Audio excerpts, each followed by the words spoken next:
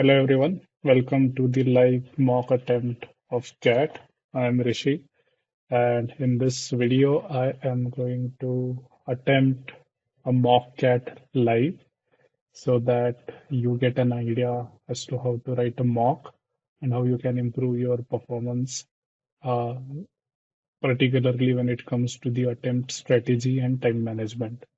So I'll quickly go through how I'm going to attempt this mock. So typically there are three sections in CAT, verbal ability and reading comprehension. Then we have data interpretation and logical reasoning. And lastly, we have quantitative aptitude. So in VARC, generally try to solve VA questions excluding parajumble. VA questions excluding parajumble for about 7 to 8 minutes at start. And then I try to finish all the RC in about 30 minutes. So target is to attempt all the RC passages, then whatever questions that I could solve amongst them. And then lastly, I come back to VA where I only solve parajumble for remaining 2 to 3 minutes if I have time. Okay. So target attempt here is all 24 with so I am someone who focuses on attempt. Typically, my accuracy hits a particular point beyond which in English I suffer from accuracy. So the way I look at this section is I try to maximize my attempt so that even with the decent amount of accuracy, I can still get a better score. When it comes to DILR, typically I would like to solve one set in first 10 minute, then the second set in another, let's say 15 minute, and then the third set in remaining 15 minute. Okay, so idea is to kind of go through all the sets. So I'll spend about 2 3 minutes at start.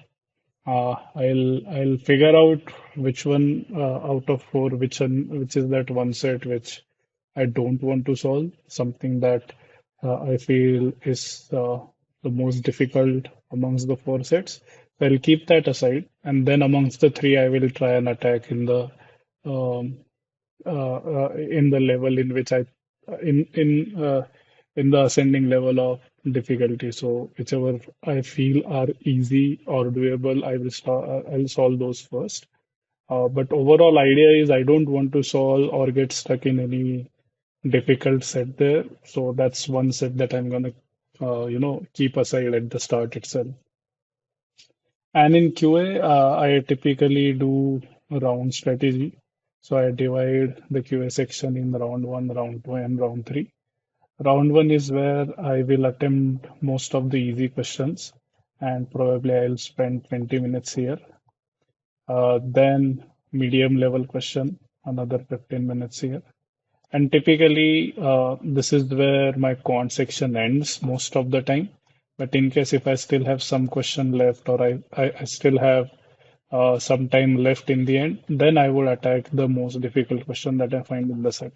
So the idea is I will go through all the question and then I will pick only the easy or the medium ones and try and stay away from the difficult question. When it comes to DILR, target attempt is 12 to 15 basis on what are the number of questions per set. And QA, I will try and attempt 15 plus, but yeah, let's see how it goes. Okay. Uh, to keep a track of time, I have a timer here. So typically, I will start the timer, and every 40 minutes, I will switch the section. And just like there is a provision of a basic calculator during the CAT, I will use the standard calculator of the Windows, which more or less have the same functions as you would see in the actual CAT. So that's the overall strategy for this video. Uh, let's see how it goes. And without further ado, let me start this mock. So let's start. All right. The first section is VARC. Let me go to the parajumbles first. Okay. Summary. All right. It's obvious that even if the war in Ukraine were to end tomorrow, it would be impossible for Russia to return to its former relations with Europe, including in terms of trade. And so Moscow may resolve to move first to end oil supplies to Europe, resigning itself to significant but not insurmountable losses. This could happen in near future. Paradoxically, Western sanctions that were supposed to deprive the Kremlin of the means to fund its war are, for now at least, helping to fill state coffers. Sanctions have increased the Russians' budget's ability to weather dips in foreign currency earnings, since there are few opportunities to spend foreign currency now. So, okay, so this is a take on uh, Russia-Ukraine war and mostly about Russia's impact on Russia with its trade relations with Europe and overall Western Hemisphere. Okay, let me read the options. So we have to find the summarization of this. So let's go through the options. So first option says Russia may still end its oil supplies to Europe, may still end, okay, and bear the loss if its war with Ukraine ceases. Western sanctions meant to deprive Russia of foreign reserves have in fact had an opposite effect. Uh, okay, let me keep this one aside. Let me try and find a better one actually. Second one says Russia may stop its oil supplies to Europe and bear the losses even if its war with Ukraine ends. May stop its oil supplies to Europe, may still end. So I'm just trying to compare option A and B, so this is fine. And bear the losses even if its war with Ukraine ceases. So the first part is common in both. Sanctions to deprive Russia of war chest has only filled its coffers with foreign currency savings. So B is a better option than A, to be honest, because it says it has had an opposite effect.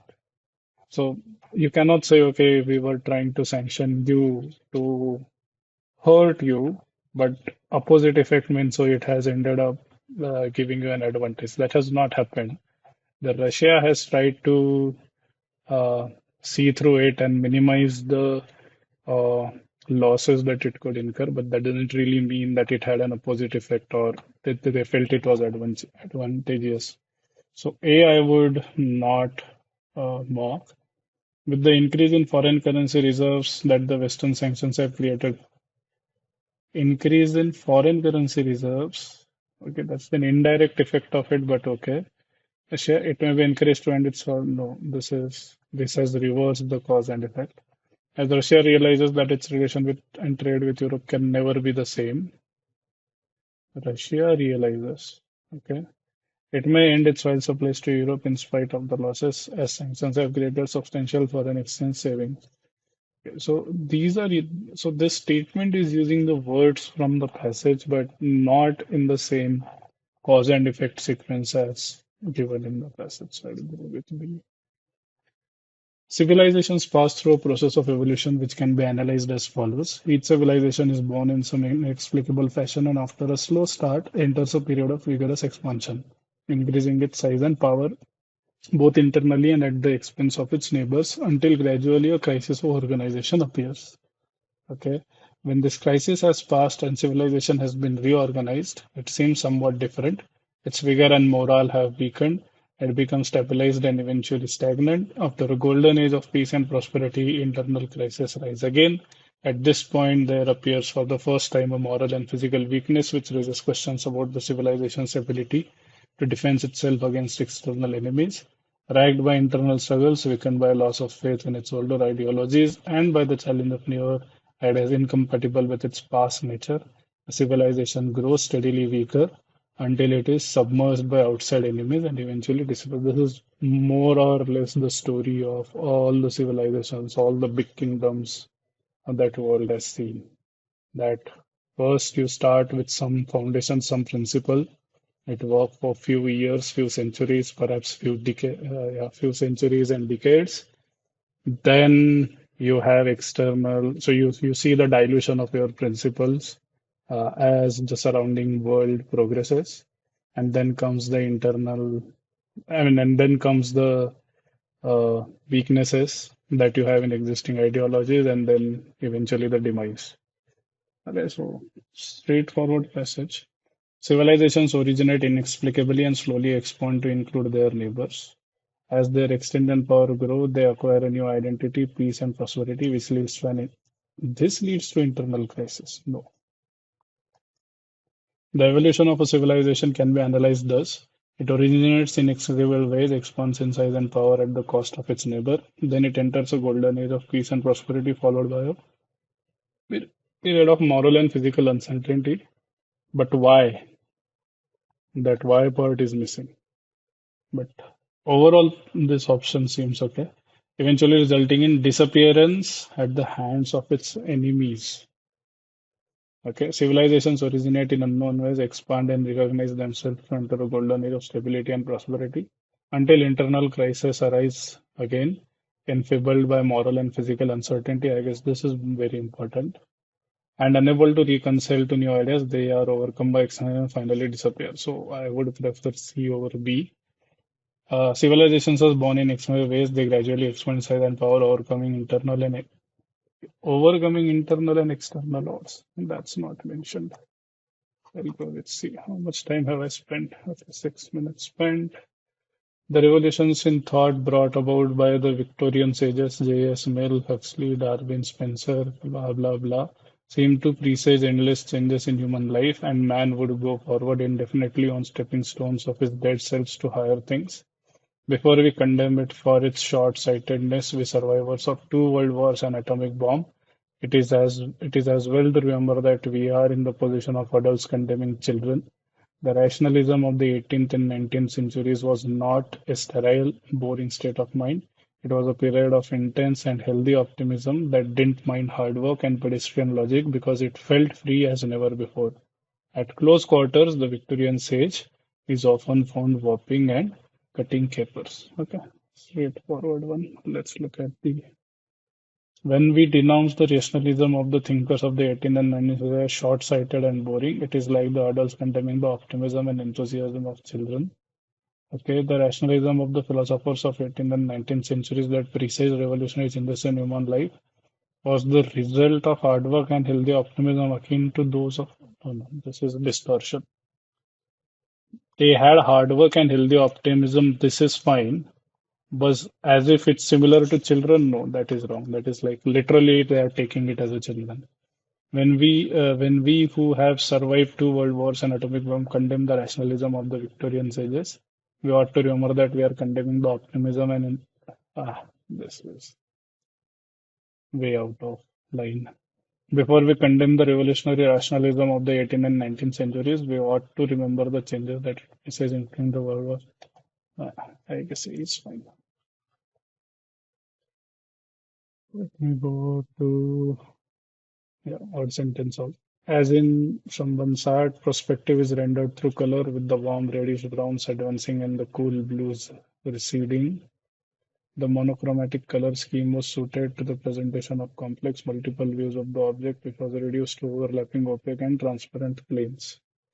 I guess so we're talking about some form of painting or something.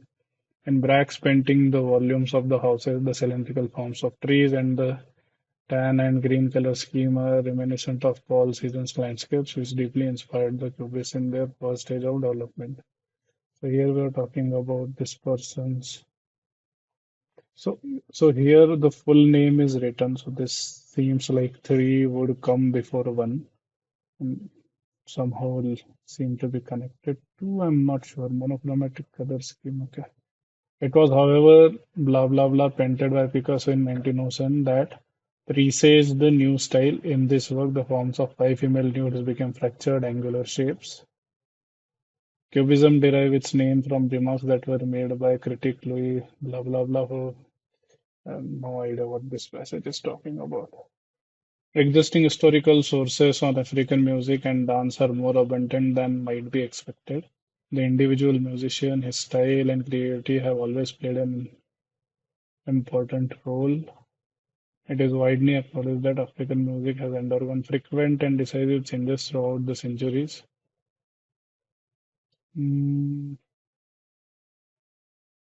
It says nor, it starts with nor, so it has to precede with some sentence. Nor has African music in the past been rigidly linked to specific ethnic groups. What is termed traditional music is probably very different from African music in former times. It is widely known that African music has undergone significant changes throughout the centuries. I guess 3 and 4 seems like a link. It talks about the past of African music. But its terms says traditional is probably very different from in former times. Individual musician, his style and creativity have always played. The individual musician. Here we are talking about music is general. Existing historical sources on African music and dance are more abundant than might be expected. It says there are a lot of resources available, then it is widely acknowledged. It is not linked to any ethnic group. So it's all talking about music, whereas this talks about the musician. So I will mark that. So I spent 11 minutes. That's too much. Let's go to passages.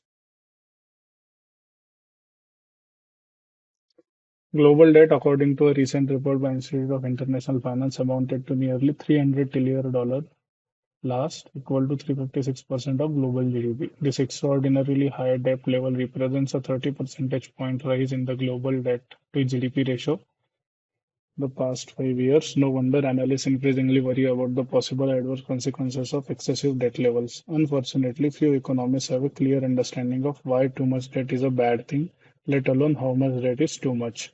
That makes it hard to know what to worry about and why, because economists tend to assume that the extent of a country's debt burden is measured by its national debt to GDP ratio. They often fail to distinguish between types of debt instead of treating a rise in one's country's debt to GDP ratio is equivalent to the same as rise in another country's ratio, even though the two cases may have very different implications. So both the countries may have increasing debt to GDP ratio, but both countries would have different, let's say, growth trajectory or what's going on in those countries. So when is debt a burden of the economy and why? Crucially, different kinds of rising debt can have very different effects on an economy. Moreover, even in countries that are seen as having too much debt, the adjustment cost can vary significantly. So imagine country one that takes the debt for, let's say, infra development, and country two that takes the debt for, let's say, pensions. So the idea is both of them will have rising debt to GDP ratio, but country one would be more prosperous than country two in near future, is what basically they are trying to say. Okay. Before going into different consequences of debt, it is necessary to discuss briefly some of the confusion that has arisen in recent years from a naive understanding of modern monetary theory. Many proponents of theory have argued that MMT teaches that there are no spending constraints on a government that is monetarily sovereign and that produces its own credible fiat currency, and that such a government can spend an unlimited amount without worrying about the consequences until there is a surge in inflation. This is classic example given by others. If you can print money, why don't you just print unlimited money? So it's the expansion of that idea. This simple isn't true. What MMT really shows is that there are no direct spending constraints on a government that is monetarily sovereign. It can always create money or debt to fund its spending needs without first needing to obtain the funding. This doesn't mean, however, that there are no indirect constraints. In fact, there are always economic constraints. This is because an economy cannot consume and invest more than it produces and imports, and any ex ante imbalance between the two must be resolved by implicit or explicit transfers that reduce the purchasing power of some sector of the economy by enough to bring the two back into the balance. This is a simple idea, even if it's always well understood. Government spending, whether financed by money creation or debt creation, automatically increases the purchasing power of some sector of the economy, in effect increasing demand. If government spending simultaneously increases supply by an equivalent amount, either directly by funding investment in infra, for example, or indirectly by funding increase in consumption that in turn cause business investment to rise, there is indeed no meaningful constraint on government spending. So as long as you are doing it for a better cause, let's say infra or something, then in some way it is justifiable, is what it's saying. According to author, few economists realize that a country's debt to GDP ratio accurately reflects the state of the economy. No, he is actually saying the opposite. A country's debt to GDP level is not a useful indicator of its debt burden. Could be, so let me keep it aside. Too much debt does not necessarily harm an economy. No, no, it can harm. Adjustment costs can vary significantly across different countries. Adjustment cost can vary. Few economists realize that. I'm not really sure about this, but B definitely is true. But it's not a useful indicator actually. I mean, just looking at that, you have to look at it with other indicators in order to get a better picture.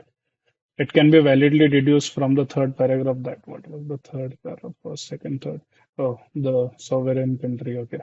MMT is highly unlikely to cause a surge in inflation. No, it will cause a surge in inflation. That's why you don't endlessly print money.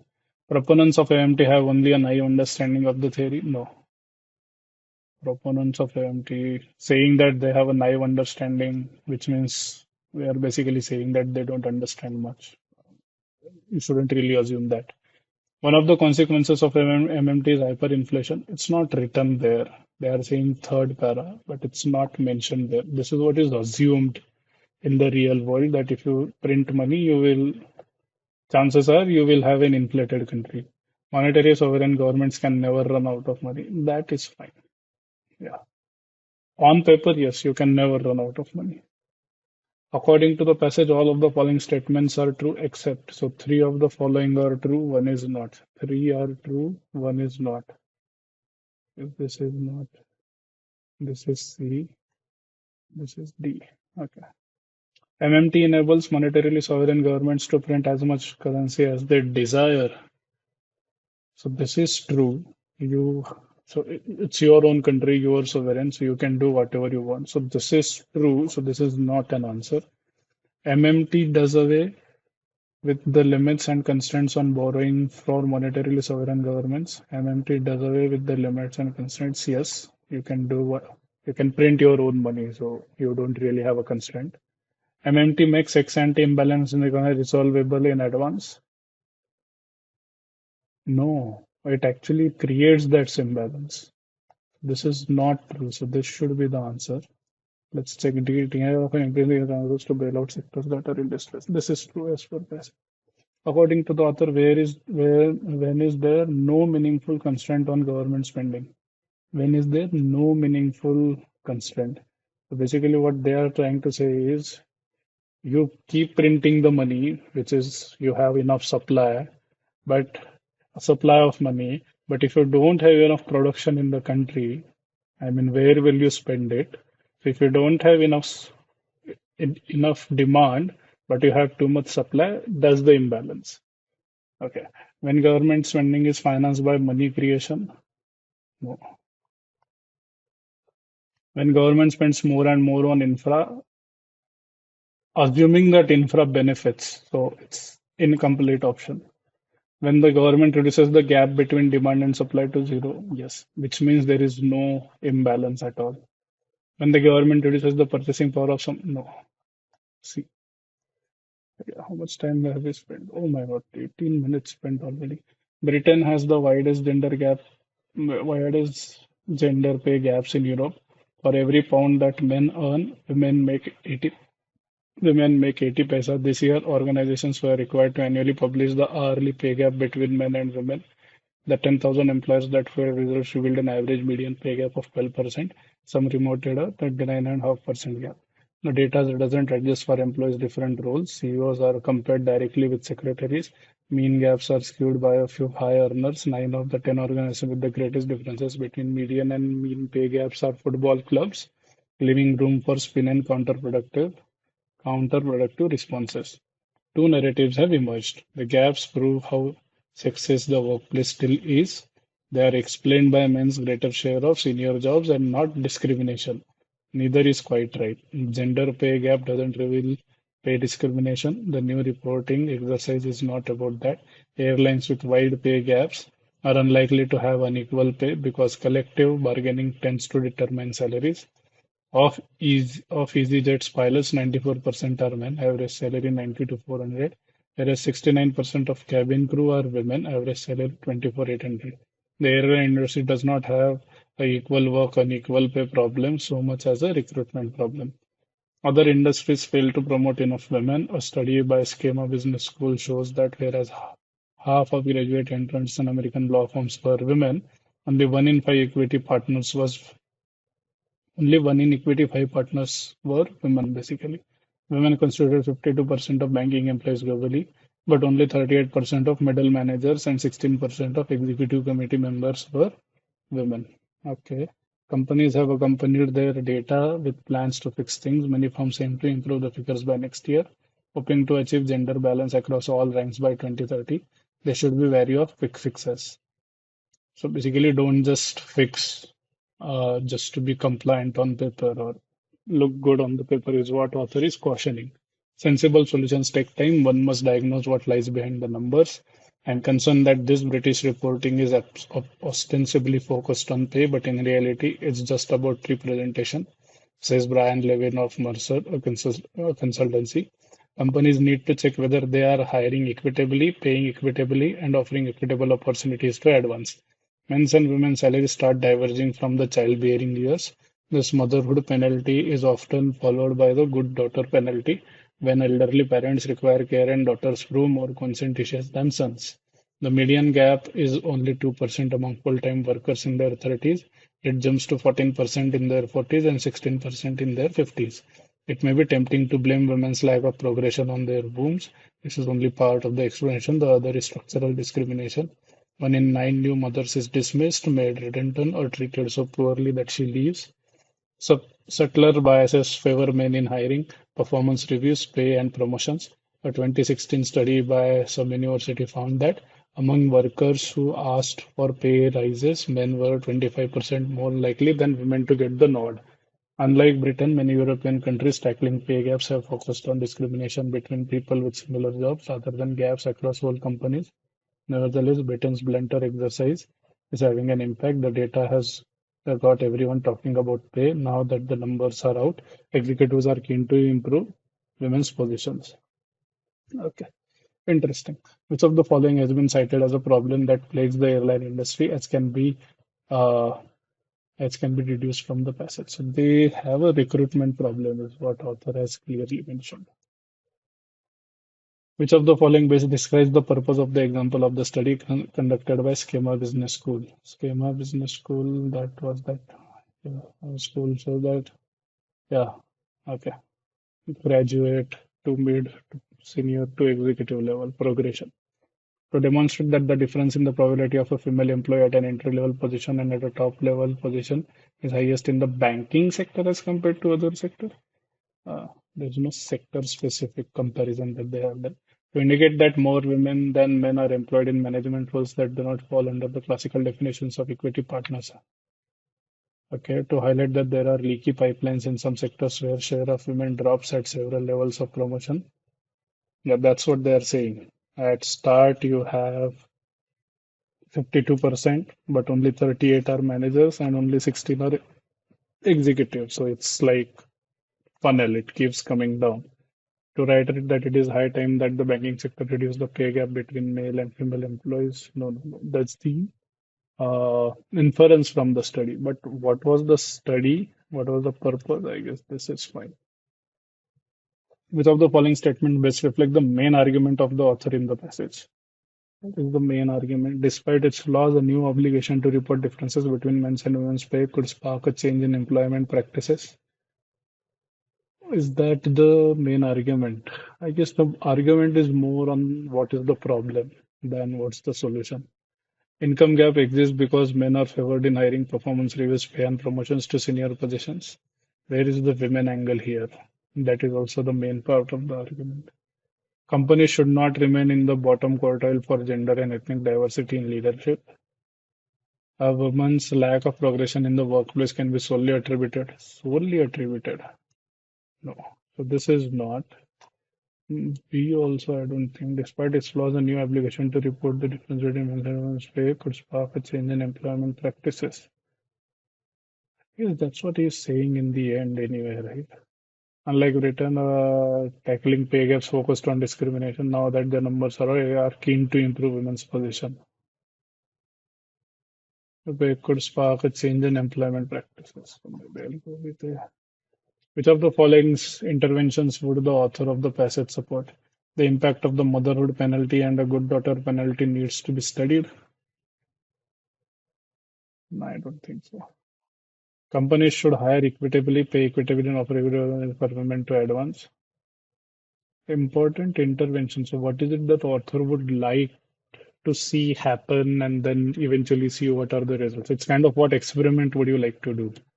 Shareholders should pressurize firms to publish data? No.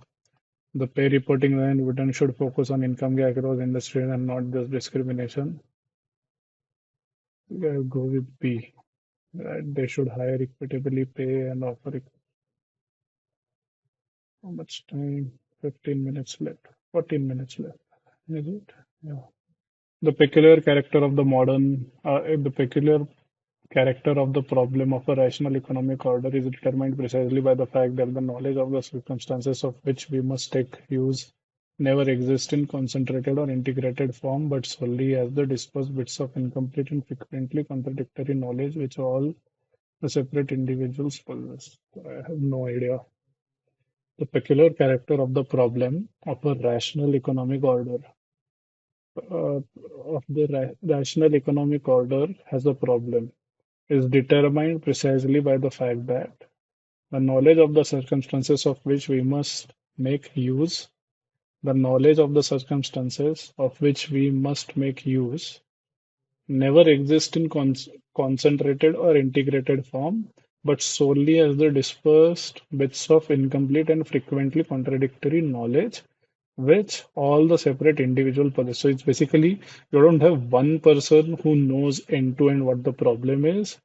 The nature of the problem is such that the problem is in bits and pieces, and only few individual have knowledge about their bits and pieces, but you don't have actually someone who knows things end to end. Okay, my understanding. This character of the fundamental problem has been obscured rather than eliminated by many of the recent refinements of economic theory, particularly by many of the uses made of mathematics. It seems to me that many of the current disputes with regard to both economic theory and economic policy have their common origin in a misconception about the nature of the economic problem of society.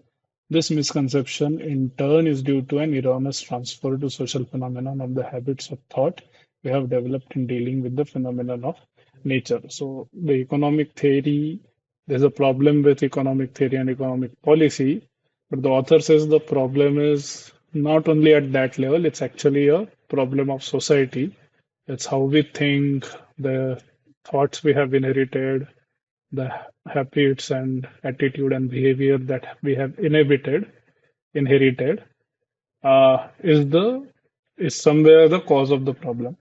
In ordinary language, we describe the word planning, the complex of interrelated decisions about the allocation of our available resources. All economic activity is in this sense planning.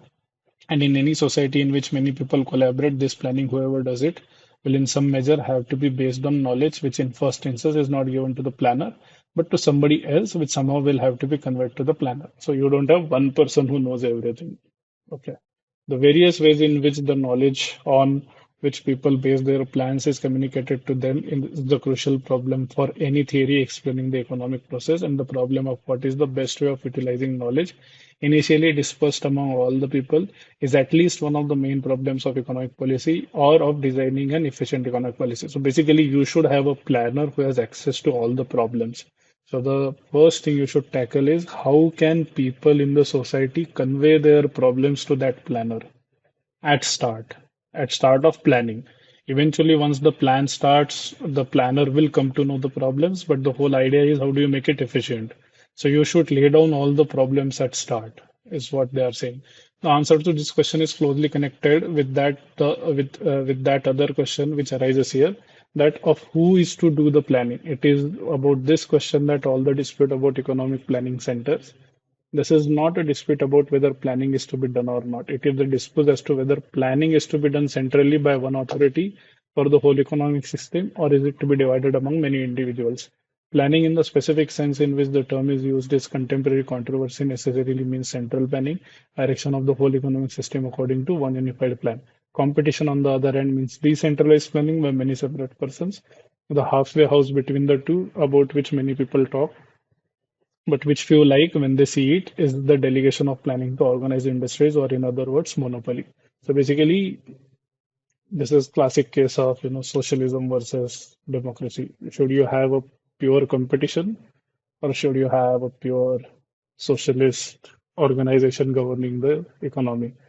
Which of this system is likely to be more efficient depends mainly on the question under which of them we can expect that fuller use will be made of the existing knowledge. And this in turn depends on whether we are more likely to succeed in putting at the disposal of a single central authority all the knowledge which ought to be used but which is initially dispersed among many different individuals, or in conveying to the individuals such additional knowledge as they need in order to enable them to fit their plans with those of others. So again, it's summarization of the whole passage. Should you have one planner doing everything, or should you have small industries solving their own problems without the intervention of the government? According to the author, a rational economic order is mainly constrained by what is the rational economic order constrained by? It's basically you don't have one person who has all the problems, who knows all the problems, the enormousness of available relevant, enormous problem is the vast. So knowledge is vast, that's not the problem. It's one person not having that knowledge is the problem, a lack of knowledge of, yeah, at one source. Separated, no. All of the following, if false, would determine the arguments in the first paragraph except. All of the following, if false, would undermine. Undermine means weaken. So I have to falsify it, then three of them would weaken it. Okay. Economic policy is based on scattered knowledge. So if I have to falsify it, I'll say is not. Economic policy is not based on scattered knowledge. Now this would weaken the argument, yes, but we need except. So this is not the answer. Mathematical models in economic theory do not correspond to the real world, so I need to falsify it. So I'll say mathematical models in economic theory do correspond to the real world. If that is true, then the economic order thing that was mentioned goes for a toss. So it actually weakens. So it's not my answer. Policy is based on a compendium of complete knowledge. No, you don't have one person who has all the knowledge. Big data analytics can not consolidate data into a single source and analyze it. It can, no? So this, I don't know. Which of the following best describes planning as explained by the author? Planning, you have one planner who has access to all the knowledge and does the plan. Yeah. How much time do I? Oh my God. Planning necessarily implies central planning, direction of the whole economic system according to one unified plan. Okay. Planning is the complex set of decisions over the most efficient distribution of available resources. No, that's not. Planning implies knowledge management to enable better decision. I would imply more towards C than this. Planning implies a complex set of decisions that are directed towards a particular goal. I'll go with C. Which of the following would author agree with? The success of an economic system depends on the use of existing knowledge. Centrally planned economies experience less informational constraints. No, they have the most. Decentralized economy produce better. No, he is not comparing central versus decentral.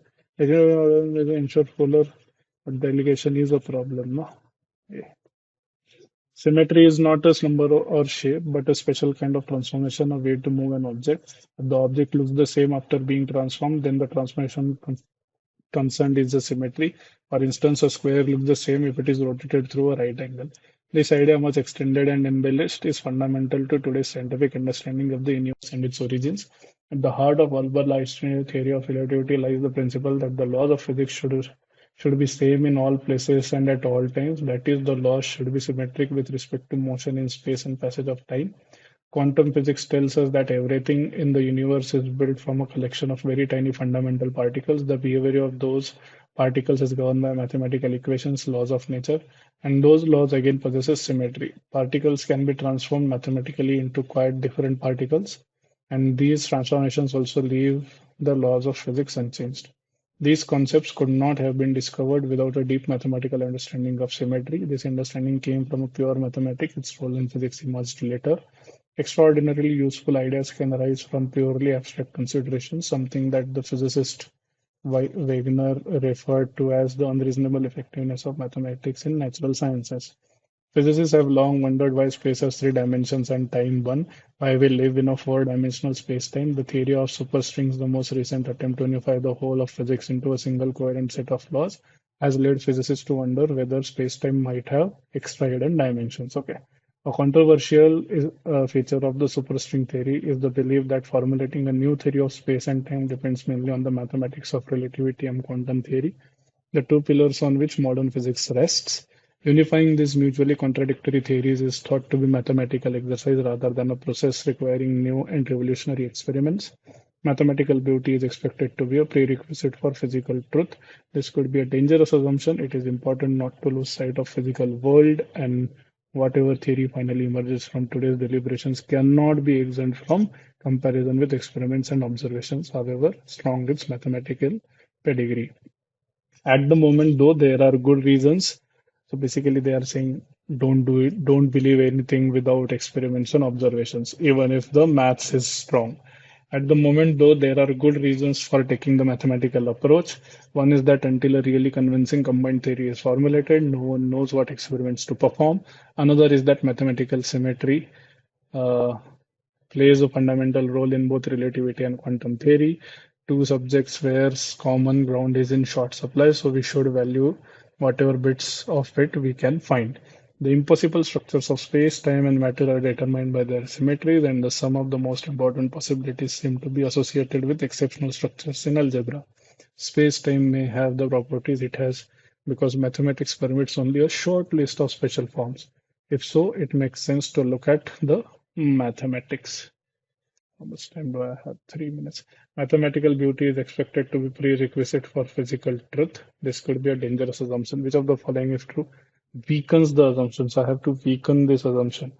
All physics, all physical truth can be explained in the form of elegant math as well as proven experiments. So this actually strengthens the rigor of math experimental can thought the centrality of elegant math when representing physical truth. So it's saying experiment can show different picture than what mathematical model is showing. So this actually is against mathematical model. So this weakens.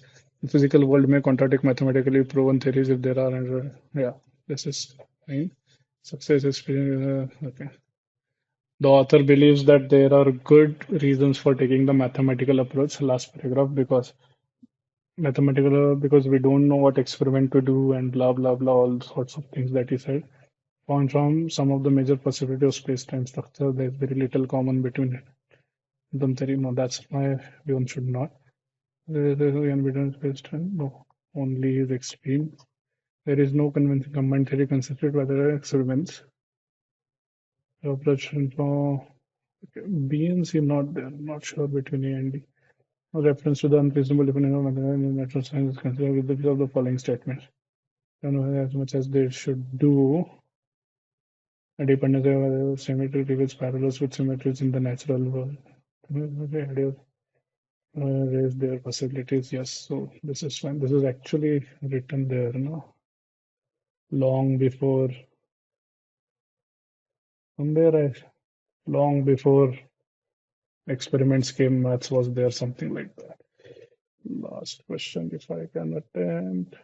The author ascribed symmetry to the quantum physics by explaining that symmetry to quantum physics, the particles behave the same no matter where you go. That's what it says, without breaking the laws of physics.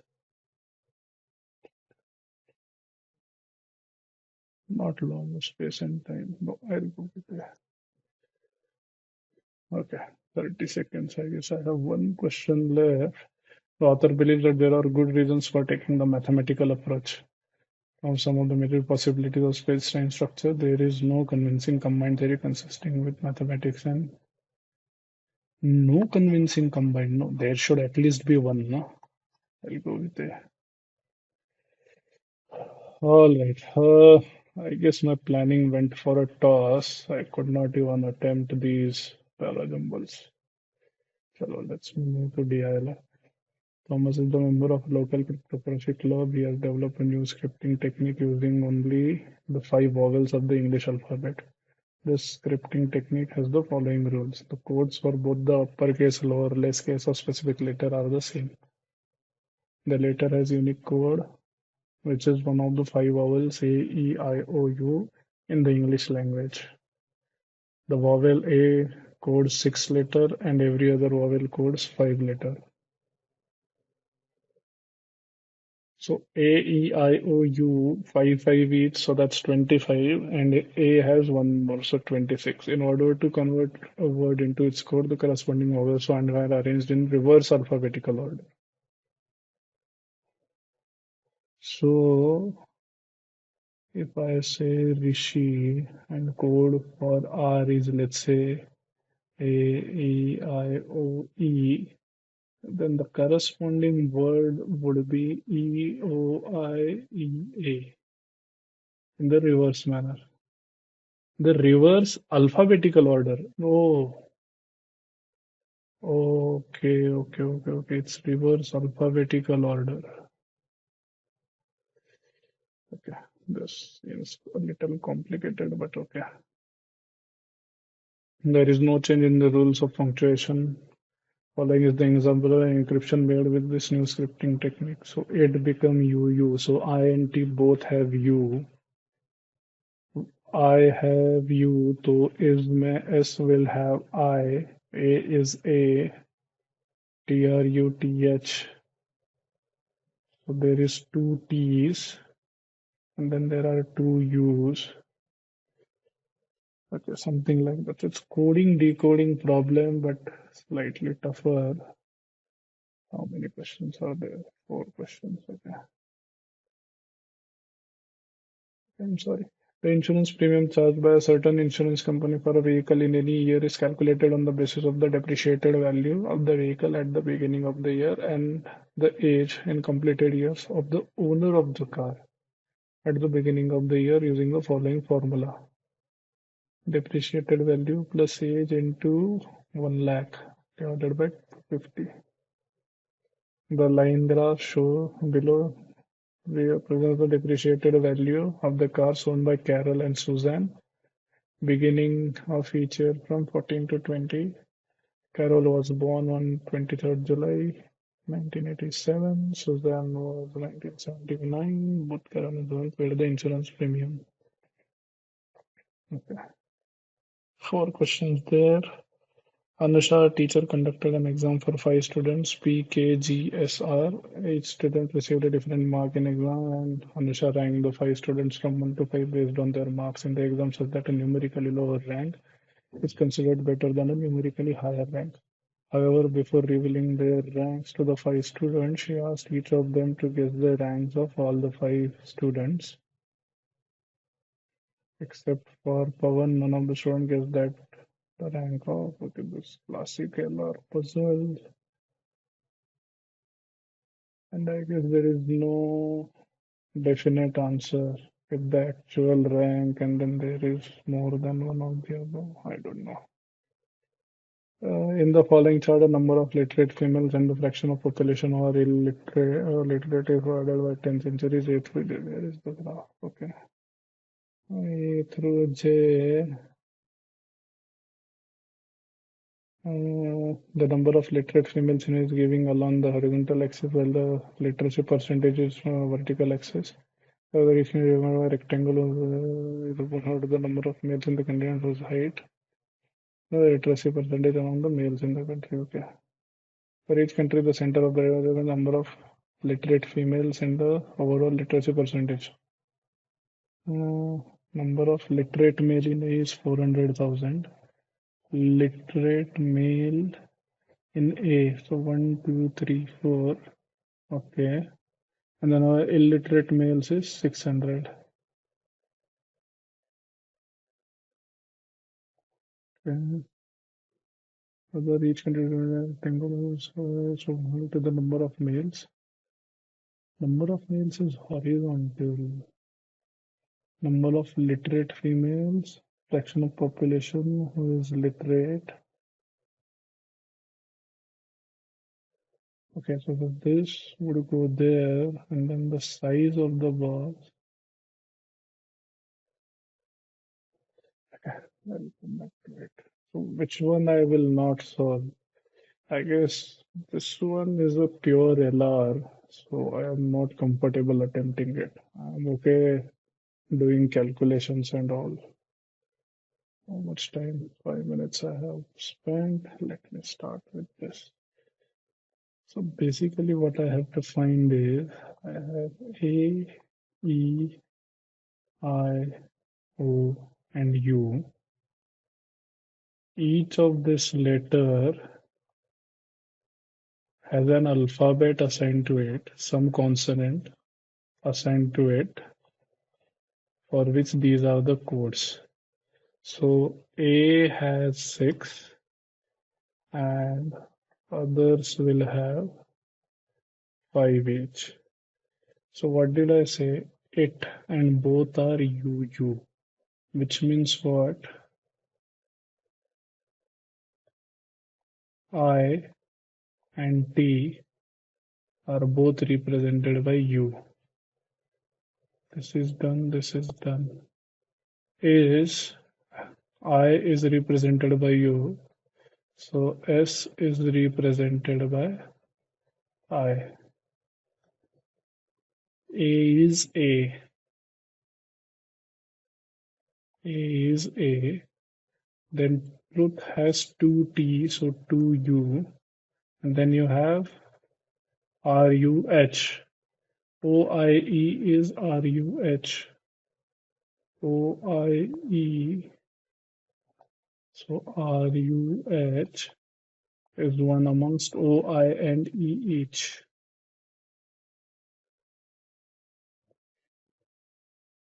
Oh my God. Universally that UUEA. H and A, H and A are E and A. A is A is A, U are T and T. So H is E. H is E. Is that how should I solve this? Yeah. So that is done. A is done. Then I have man. Man is UEA. So A is A. M and N are U and D. M and N are U and E. N. N is U and D. So I know is U. I know is U. So N becomes E. N becomes E. So M becomes U. Okay. Man in possession. Let me off. Off is again UI. Off is U and I. Off is U and I. O is fine. Good is UUOE. So O is U. O is U. Then G and D are O and E. G and D are O and D. Must. Let me go to must. UUOI. So M I know is U. So M and U are gone. UST. UST. S is I. S. Where was that? This one we are saying, no? S is I. S is I. M is U, S is I, M is U, U and O. U and T is U and O. T is U, T is U, U is O, U is O.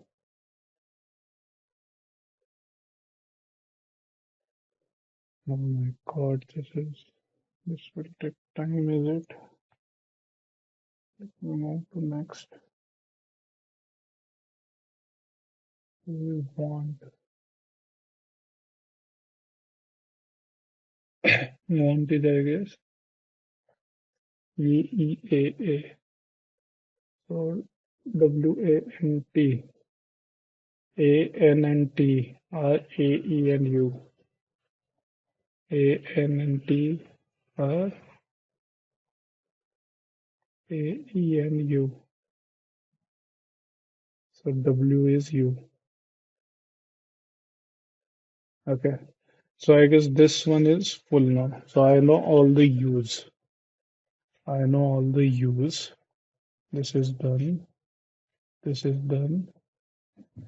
I know all the U's. Oh my God. Off, off is U and I. O I know is U. So F is I. Off, off. Okay, let me just off. Good, good. I guess I have taken care of.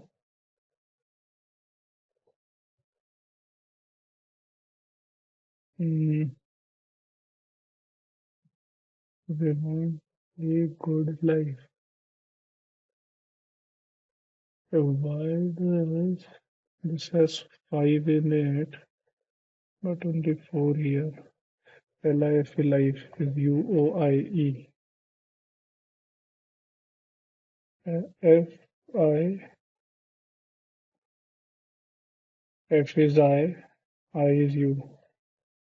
F is I is U. So L and E are O and D. L and E are O and D.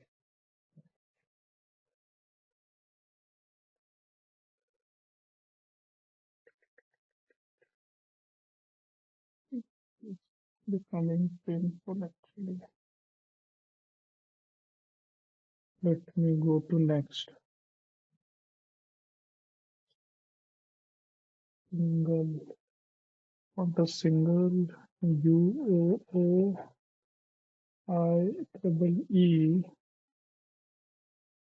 Oh,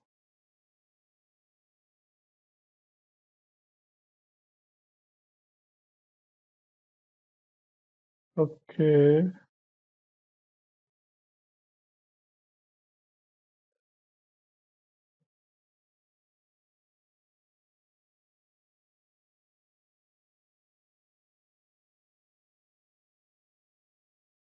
B. In want of a good life. What is this B? B is O and A. So E, E is O, E is O, and B is A. Hmm, which one should I pick next? 1, 2, 3, 4, 5, 6, 7, 8, 9, 10, 11, 12, 13. I've got only half the alphabets. Should I go and attack these ones now? So, okay, let me look at position because I have got O. O is U. Position of so O is U. Another O is another U. P I don't know. O. S is I. 1, 2, 3, 4. 1, 2, 3, 4. S is I. Then do I know N? N is E. N is E.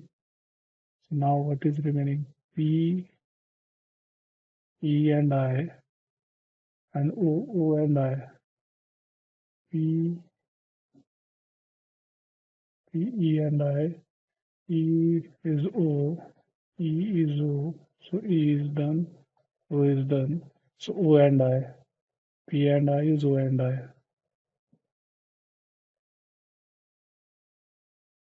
P and I is O and I.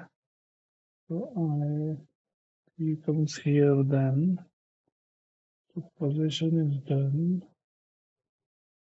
Look at fortune now. Fortune. F, do I know F is I? F is I. Do I know O? O is U. O is U. Do I know R? R I don't know. T. T is U. T is U. U is O. U is O. N and D. N is E and E is O. N is E is O. So what is remaining then? I. I and here what is remaining? R. So R comes here. Fortune is done. Which one? I need W now, right? Want is remaining. A and T. A, E, U. Want में A, E, U. A, E, U. So W is A. W is A.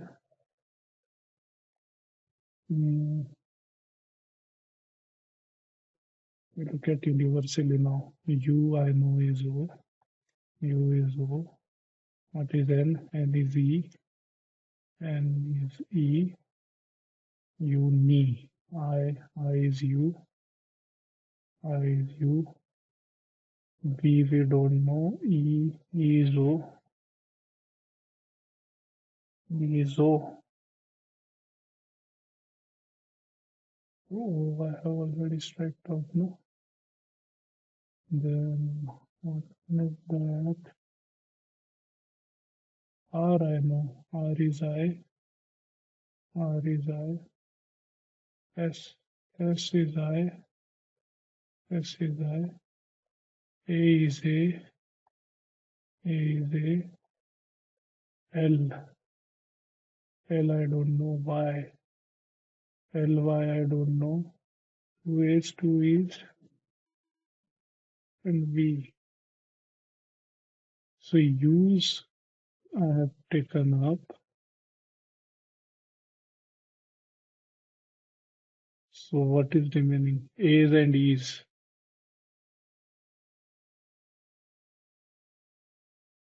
V, Y, V, Y,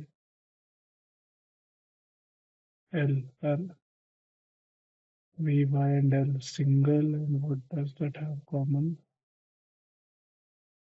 Single and L. L, so L goes to just 2 E's. So L goes to E, L goes to E, and V and Y comes here. Oh my God. What is remaining now? I have A, B, C is remaining, D, E, F, G, H, I, J, K, L, M, N, O, P, Q, R, S, T, U, V, X, Y, X remaining, Z remaining. E, there is no C here, I guess. D, D, D, D तो है ना? D I can find out, right? Good. This has a problem. This good is the UUOE. So G, I don't know. O is taken up by UU and D, who has taken D.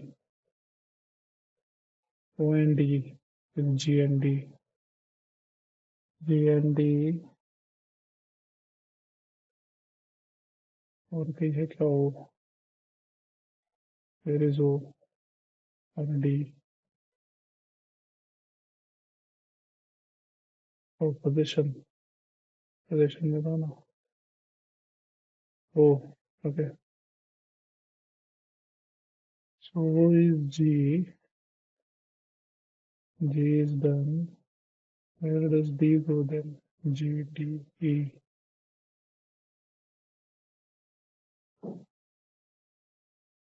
G done, D done. C, J, K, Q, X, Z. C, J, K, Q, X, Z. I guess nothing is there. मैंने कितना time डाल दिया. Oh my God, I spent 21 minutes already on this. From here, said in English language, the code cannot be found. 1, 2, 3, 4, 5, 6 तो है ही है. What can be the code of J and K if their codes are same? J and K. तो इधर दो बाकी है ना, तो O हो सकता है. For which vowel used as code, the maximum number of letters associated with that code be identified. For which vowel used as code, the maximum number of letters that could. For what is this question?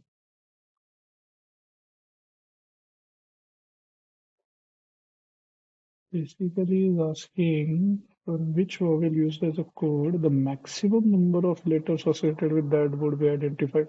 वो तो किसका सबसे ज्यादा मिला है? A and U का मिला है ना? क्या पूछ रहा है ये? Use as code. For which vowel used as code, the maximum number of letters associated with that code be identified.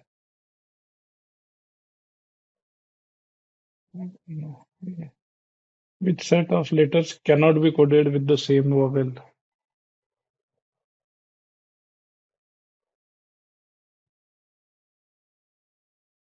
जो भी है ऑप्शन उधर. A B C. A B C तो सी, ए और बी तो दोनों अलग है. नहीं, ए और बी सेम है. So this can be same. DHL, can they be same? DHL तो है ही सेम ही. P Q Z. P Q Z. P है I and Q and Z cannot come here, otherwise I will become sick. So P Q Z. Oh my God, this was very tough. Let me go and attack the other 6 question wala thing. Much time is left? 70 minutes. Let me attempt this one. At least 10 I should attempt. In the following chart, the number of literate females and the fraction of. अरे क्या कहना चाह रहा है? So basically number of literate females. Number of literate females. अगर ये इधर है. Oh, okay. It says number of literate males in a. Oh, this is the extra piece of information given. This is not the interpretation of the graph. Oh, okay. If this is the extra piece of information which is given, I, I guess I should just make the table then, right? A, B, C, D, E, F, G, H, I, and J. Oh my God, there are too many data points here.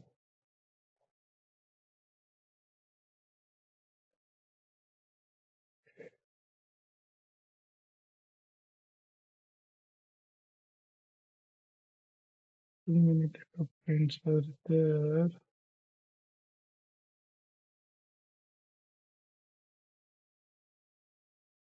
So,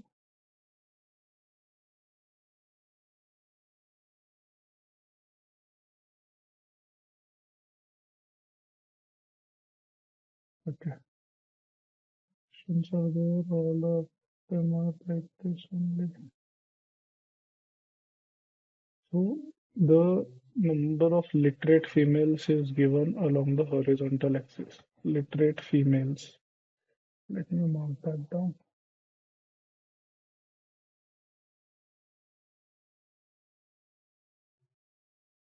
Literate females. Okay. So A literate female is, then I can say 2 million. B literate female, then I can say is 8 million. Is that how should I write it? Okay.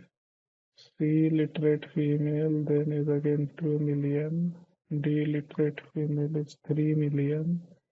E literate female is 6.5. F, what is it? F is 4 million. Then we have G. G comes out to be 7. H is 9. I is 5. And J is 6. Okay. Then the overall literacy percentage. Basically, I have literate female, and then I have literacy percentage overall, irrespective of male or female. If I look at A, it's 20%, B is 80%, C is 50%, then D is 70%, E is 35%, F 40%, G is 65%, H is 40, I is 70, J is 10%. Now what they have said, further each country is represented by a rectangle whose width, that is along highway, is proportional to the number of males in the country. So let's say number of males in the country now.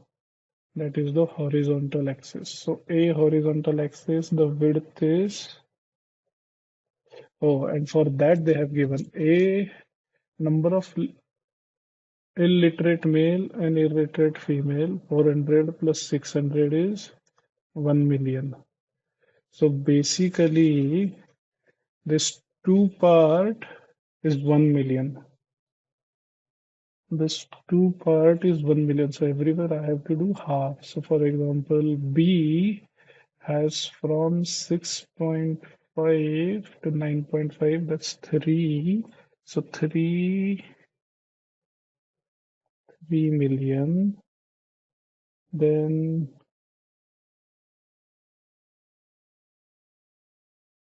C is 1.5.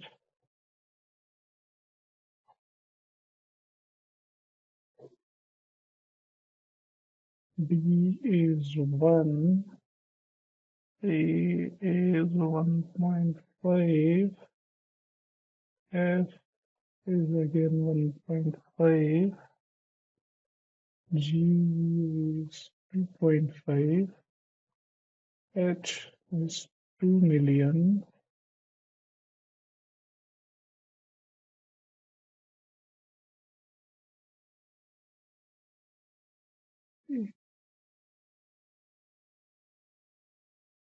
It is I.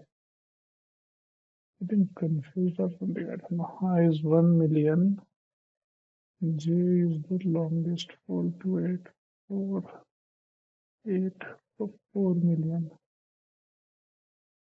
Now, what is the height at 10 minutes? What is the height? The literacy percentage among male. Literacy percentage male. That's the vertical axis. Literacy percentage male. So point 1 to point 3.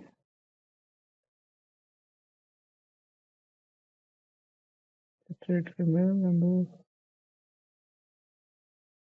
literacy percentage among the males in the country.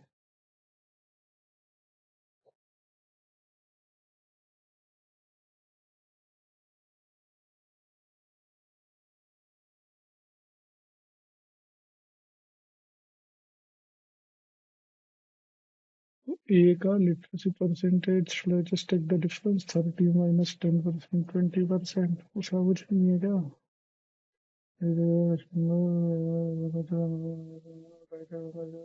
Literacy percentage among males in the country. Literacy percentage among males. What else is there? For each country, the center of the rectangle represents the number of literate females and the overall literacy percentage. So literate female is 2, number of men is 1, literacy percentage among men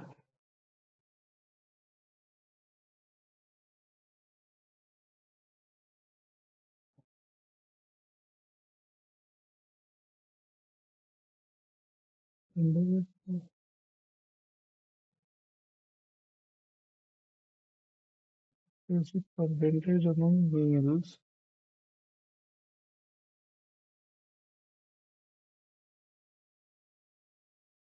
Oh, okay. So this becomes then 40%, B 30. Oh, each block. Okay, C then becomes थोड़ा सा नीचे है. What should I assume then? I just assume 20. Okay. D will then become 40. E is 60. F is 40. G is 20. H is 60. I 70 है और J है 20.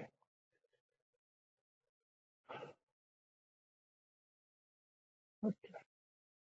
Now what is remaining? This is the whole table. Female literacy, literate female, overall literacy percentage, number of male and number of. Okay. So what is literate male plus female then? And then we can find population.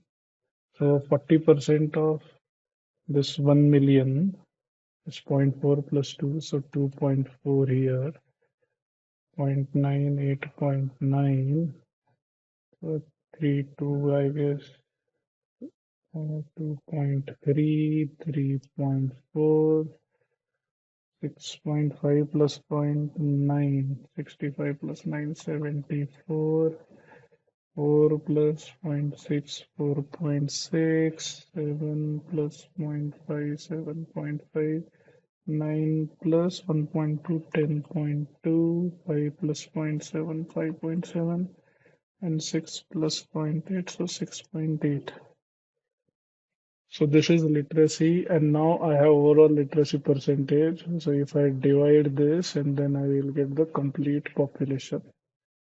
So A, B, C, D, E, F, G, H, I और J का complete population क्या होगा?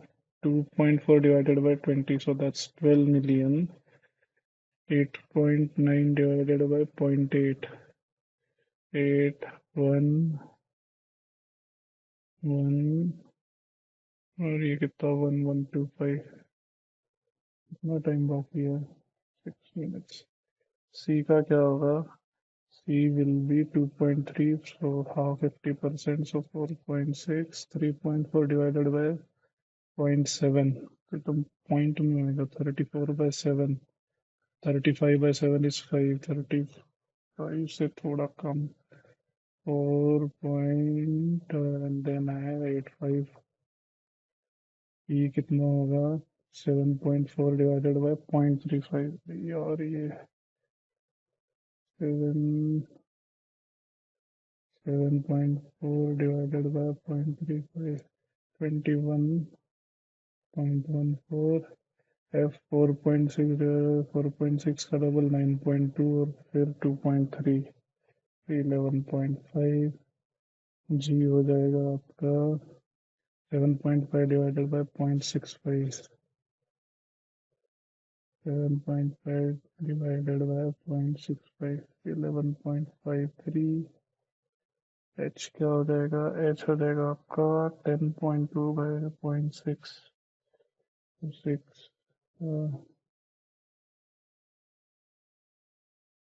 नहीं 10.2 by 0.4 तो 4 2 are 8 5 are 24 5 are 20 आएगा कितना का 5.7 by 0.7 8 point something होगा ना 8.1 something और J 6.8 by 0.1 so ये तो हो गया 68 ना टाइम है 4 minutes let me just go to the show. Which of the 10 countries has the highest population? Highest population किसका है? J का है ना 68. Yeah. Which of the 10 countries has the second highest number of females? Second highest number of females. ये कैसा निकलेगा अपना? So okay, this is basically number of males है अपने पास और population है. So let me just find J, E, H and A. J, J, E, H and A. H का तो J का तो सबसे ज्यादा होगा. Who is the next best in line? E का चेक कर लेता हूँ. So J is not second highest for sure. E का क्या होगा? E is 21 minus 21 minus 1. So ये 20 कुछ है यहाँ पे 20 point something. B का क्या आएगा? B का आएगा आपका 11.125 minus 3 ये 8 point something है तो B is not the answer. और H का क्या आएगा?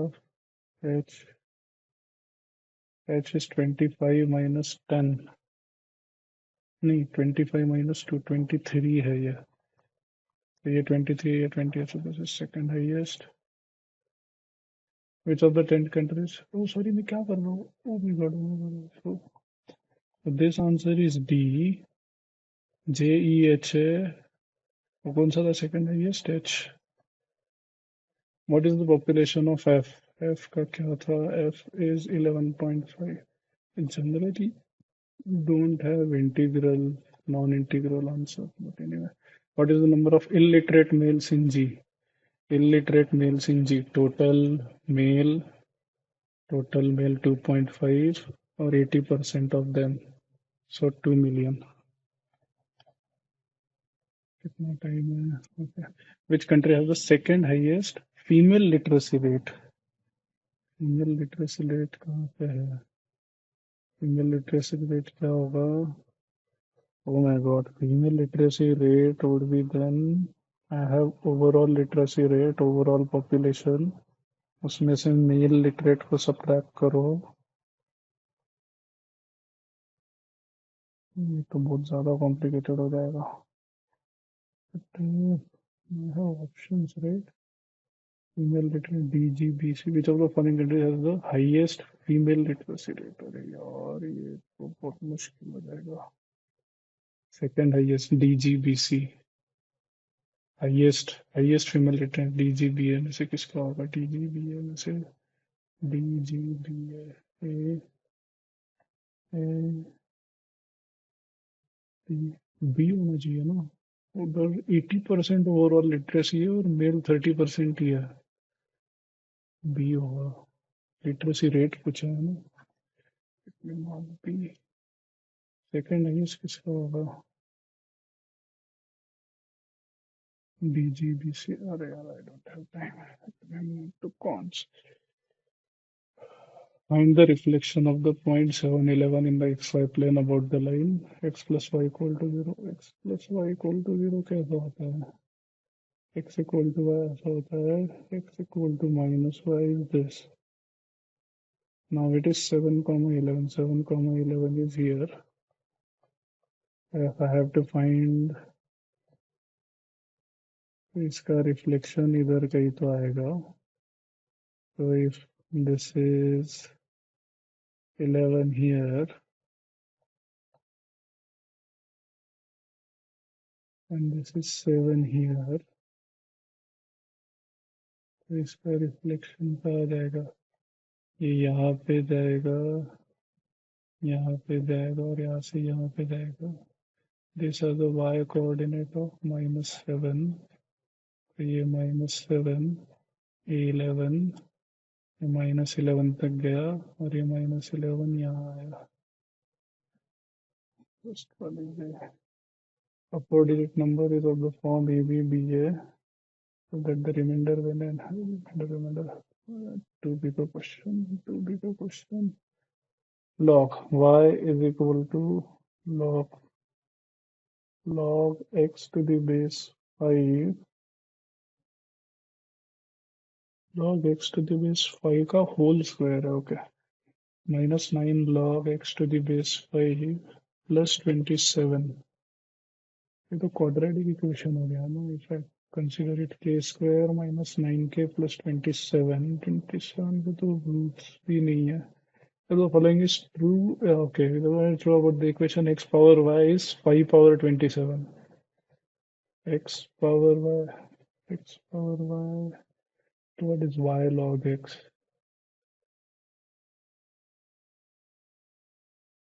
ये तो I take log on both sides. What is this? This is y log x is equal to 27 log 5.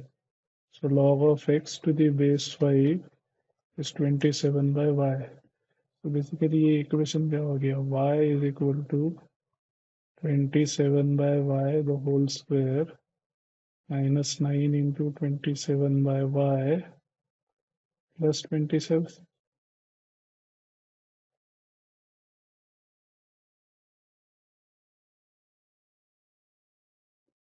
So if I assume 27 by y as let's say a, so this is 1 by a.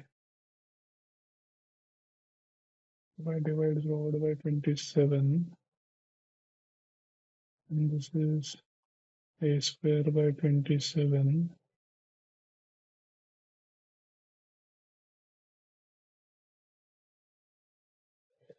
Complicated हो रहा है. Then which of the following can be value of x? इसका तो बात है. Look at this later. K, if x is real number and k is the maximum visible value of the expression, find the value of 240k.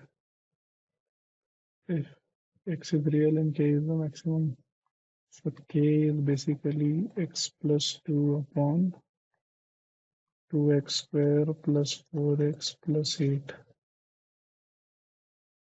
If I just bring it here, 2kx square plus 4kx plus 8k minus x minus 2 is 0.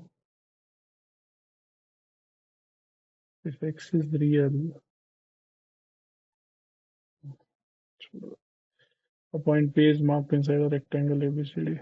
Geometry I'll come later. Atul starts from point A. 1 kilometer east, 2 north, 3 west, 4 south, 5 east, 6 north, 7 west, 8 south, and so on. Continuing this way, it has traveled a total of 300 kilometers. The number of positive integral solutions of x. Yeah, primary equals to 5x minus 99. What is one such solution? I guess 5 fours are 20. So now this can go up by 19. 23 हो जाएगा, and this can go up by 5, 6. This is another solution, and we can practically write infinite solutions. So what is 4 plus 19k? That's the form that x can take, and this has to be less than or equal to 1000. So k has to be less than 1000 minus 4 is 996. 996 divided by 19. That's 52 plus 0, 0 nahi. So 52, and it is less than or equal to, so 996 तक जाना है. 50, क्या था answer? 52 point something, I guess. 996 divided by 19, 52 point something. तो एक ज़्यादा ना, 53. If P, Q, R are distinct positive integers such that R is even while P and Q are both odd, which of the following is true? R is even, assume R is 2, while P and Q are both odd, assume 1 and 3. RP is even, PQ will be odd, RQ will be even plus odd is odd, so it's not even. P plus Q will be even, even into even is always even, so it's not odd.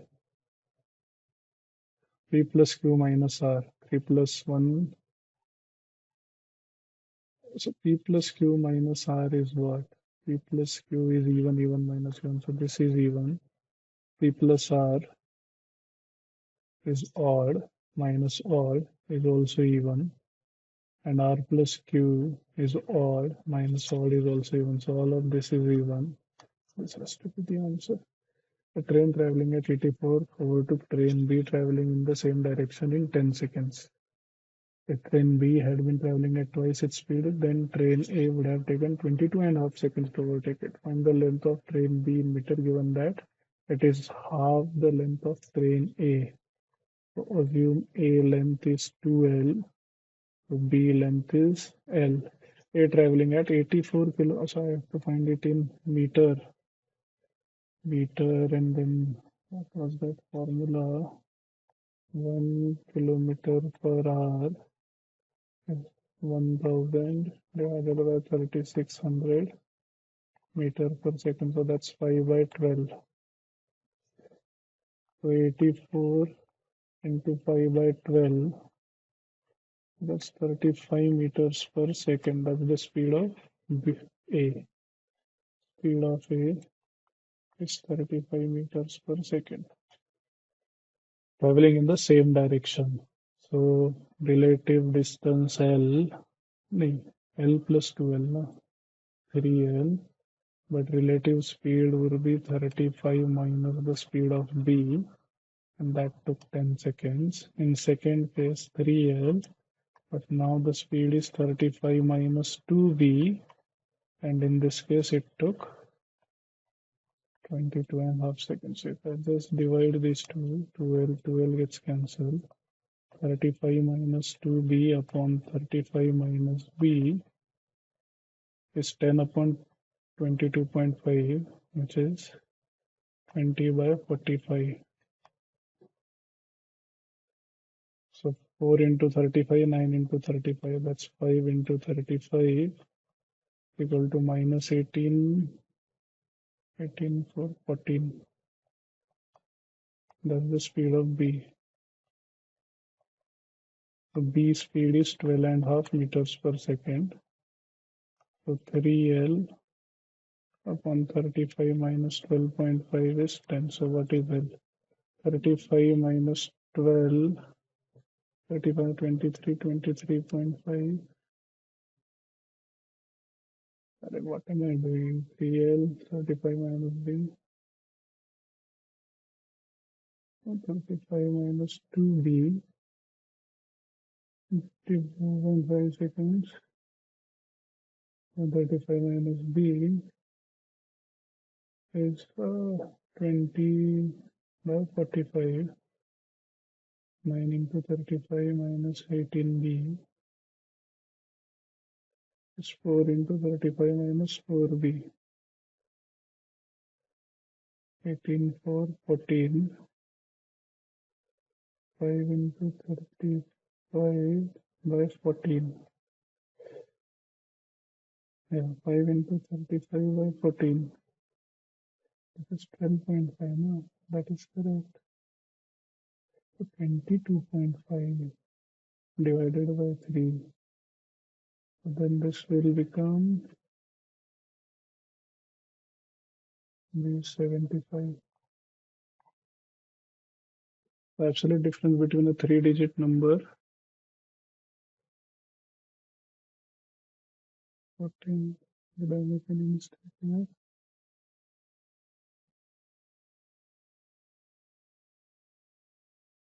Hmm,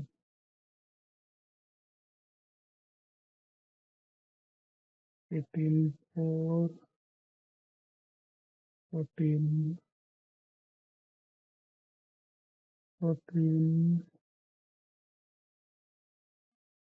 12.5.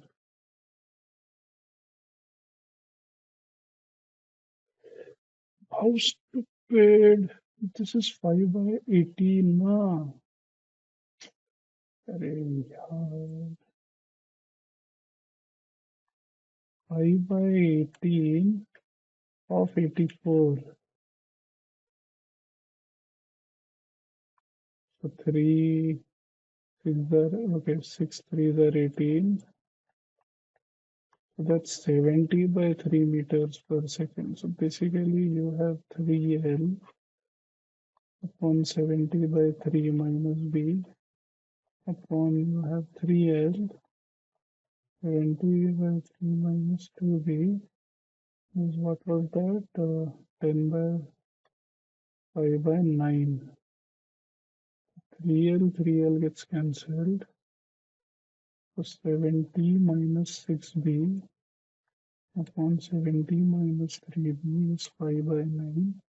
So that's 5 into 70 divided by 54 and 15. 54 and 15.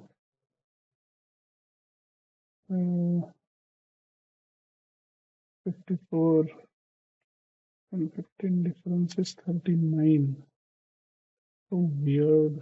Am I getting all the numbers and all?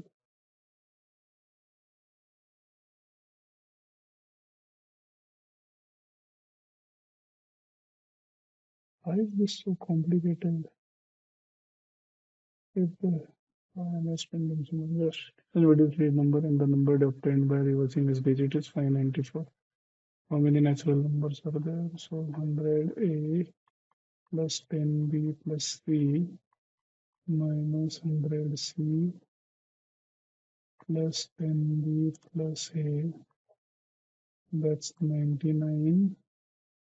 A minus C is 594. So A minus C is 6. What are the possibilities? 60718293 789. Yeah. So and vice versa. So 8, but 3-digit number. So C cannot be A cannot be 0. So 7. In a series of positive number n plus 1, a term is given by Tn plus 1 is equal to Tn and Tn. So the next term is sum of the two previous terms. That's Fibonacci series. So T8 is 144 and T11 is 610. I need to find what T12. T12, what is T11? T11 is typically T10 plus T9. And what is T10? T10 is T9 plus T8. T10 will be T9 plus T8 plus T9, T11. So 610 is 2 times T9 plus 144. So what is T9? 610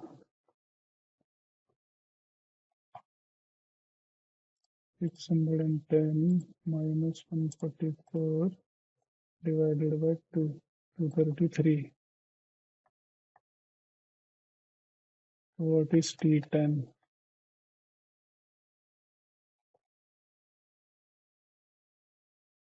Is T10 then? 610 minus 33, 377. T12, if I have to find, that has to be T11 plus T10. So 377 plus 610, that's 987. How much time I have? Oh, okay. 25 minutes are left. Oh my God.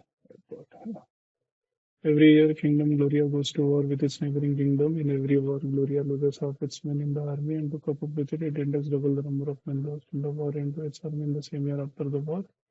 The war started in 1279, took place again in 1280, 81, 82, then the number of war. In the adjoining figure, the lines represent one-way roads. Which of the following will travel under no than useful? How many distinct roads are there from A to B? Moving up are there 1, 2, 3. 1, 2, 3, 4, 5, 6, 7. 7 plus 3, 10 factorial by 7 factorial, 3 factorial. That's 8, 9, 10 by 6. 9 is 72, 12. Answer is 120. Find the area of the region bounded by the graph. Mod x is 3, mod y is 3, but lying outside the region, mod x plus mod y by 3. So mod x is equal to 3 is x equal to 3, x equal to minus 3. Mod y plus mod y is equal to 3 is y is equal to 3, y is equal to minus 3. Now mod x plus mod y is 3 is like in first quadrant is x plus y is equal to 3. So the line goes like this. In second quadrant it is y minus x is equal to 3. This is minus x minus y is equal to 3. This is x minus y is equal to 3. And I need to find this area outside. So what is this area? This is half 3 into 3 and in 4. All the 4 quadrants. Answer is 18. Shiva wants to distribute 100 1 rupee coin among his 3 children such that each child gets at least 1 rupee and no 2 children.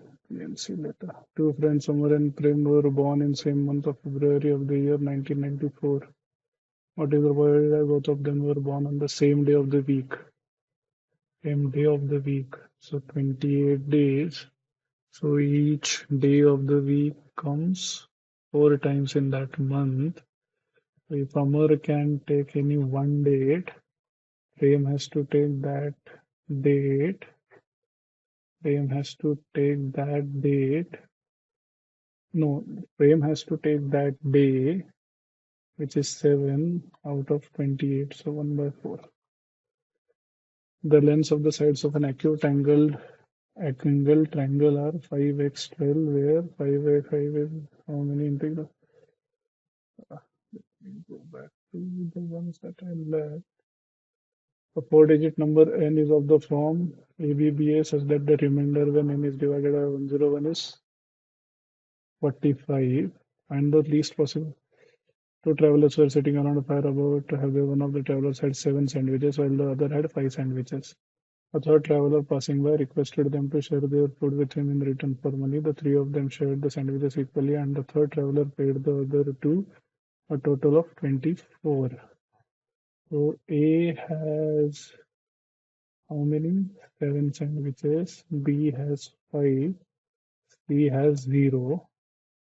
So now 7 plus 5, 12. So this will go minus 3. This will go minus 1. And this will go plus 4.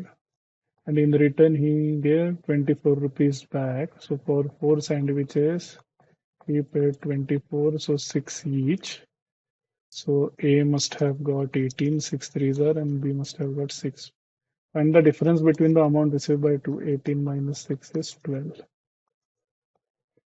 Suresh deposited a sum in a bank which offers a simple interest of 12.5% on deposits for a period of 2 years. At the end of 2 years, he withdrew the total amount and lent it to Srinivas at X% per annum compounded annually. If the interest due for the first year on Srinivas's loan was 2,000, And Srinivas owes a total of 1440 Suresh at the end of the second year. What is the value of A? So basically, he has A, which offers a simple interest of 12.5% on deposits for a period of 2 years. So this is into 9 by 8 into 9 by 8. That was the amount he had after 2 years. He withdrew the total, lent it to Srinivas at X% compounded annually. तो इसका जो X% है that is 2000 and into 9 by 8 into 9 by 8 into 1 plus x by 100 square जो है that is 14400. So if I divide these two equations, these two zeros are gone. So what do I get? X by 100 into 100 plus x the whole square. नहीं, ये division है ना,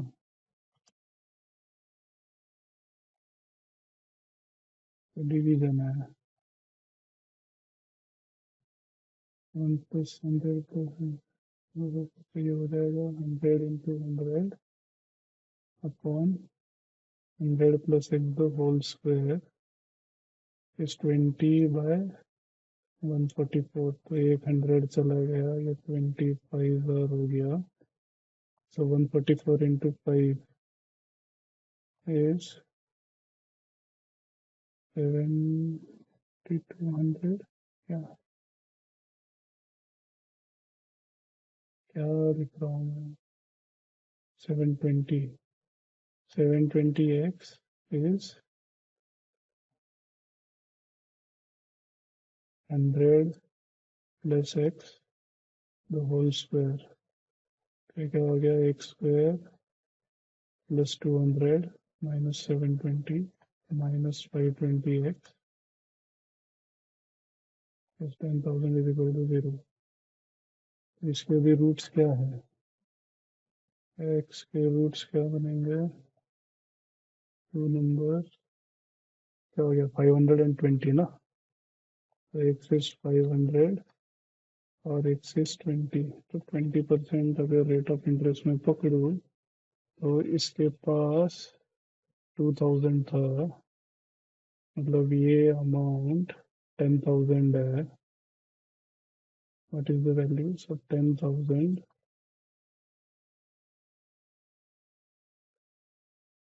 that is the value of 10,000 है ना. 10,000 और उसको 12.5 मिला है सिंपल इंटरेस्ट. सिंपल इंटरेस्ट मिला है ना. What is this? This is 25% no. What did I write?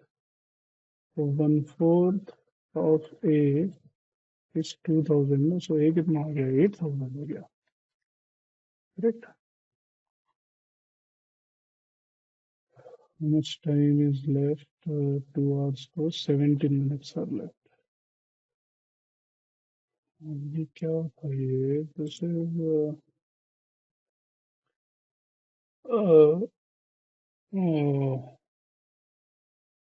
log x, so y log x is 27 log 5 log x to the base 5 then becomes 27 by y. ठीक है. So what is y then? It has no real solution, one distinct solution, two distinct solution, three distinct solution. Okay. Log of 27 by y, no? 27 by y, the whole square, minus 9 into 27 by y plus 27. So what is y then? 729 by y square minus 189 by y is 27. So if I multiply throughout by y square, this is y cube minus 27y square plus 189y minus 729 equal to 0. This is a quadratic क्या है cubic equation है तो क्या है 3 values.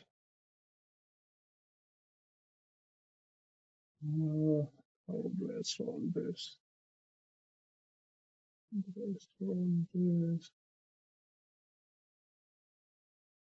I don't know. It's a cubic equation. I'll go with 3 solutions. और ये मेरे को आता है ऐसे x is equal to √4 plus √4 minus x है ये. ठीक है तो x square minus 4 is 4 minus x under root है ना. और इसका फिर से स्क्वायर तो x power 4 minus 8x square plus 16 is equal to 4 minus x. So x power 4 minus 8x square plus x plus 12 is equal to 0. अब इसको कैसे सॉल्व करोगे. x square minus 4 ये कुछ नहीं है. Let's solve this. 7 ये तो नहीं बनेगा. इस 2D लॉजिकली देखते हैं ना. What will this be? Square root of 4 तो 2 point something तो आंसर होना चाहिए. ये तो नहीं होगा.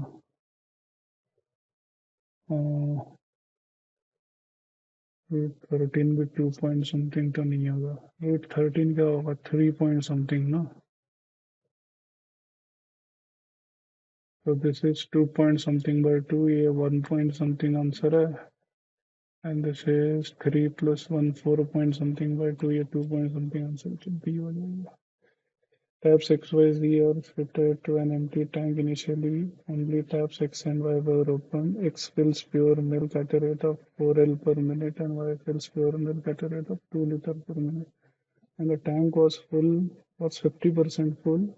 Z, which fills pure milk, was opened. If when the tank was full, it had 80% milk, and the concentration of milk in the tank when it was 80% full. तो पहले क्या हुआ assume टैंक कैपेसिटी है 360 litre. तो पहले क्या हुआ x ने 50% भरा है ना. 50% is 180 and 180 I have to divide in the ratio 1:2. So 180 120 litre इसने मिल्क डाल दिया. इसने 60 लीटर वाटर डाल दिया और z मिल्क डालने वाला है. तो टोटल कितना हो गया 180 लीटर हो गया.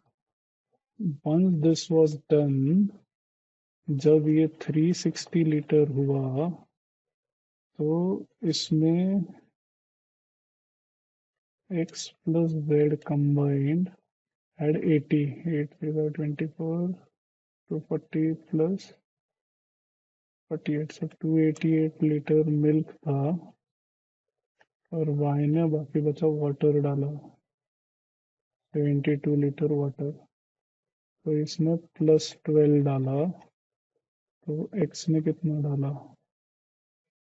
60. तो 1/5 तो इसका 1/5 कितना होगा 24 लीटर. तो x ने टोटल कितना डाला और z. सो 120 प्लस 24 144. तो z ने 144 लीटर डाला. This is in 100%. अब 80% में कितना डालेंगे 50% and then 50% is 80% is 30 more than 50. So बचा कुछ 50% में 30% का 360 288 जा रहा है ना total. So I need only 80%. 120 already है तो 144 गया.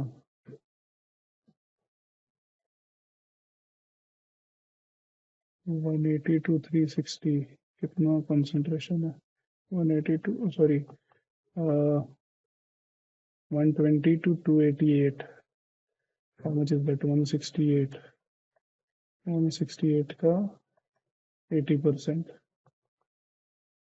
That this is the milk in 360 into 0.8 है ना. तो ये कितना होता है 168 into 0.6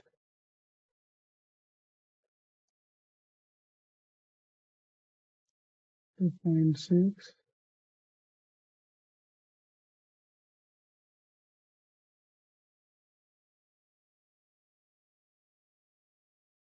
ये तो कुछ और ही हो गया. और 60% of additional.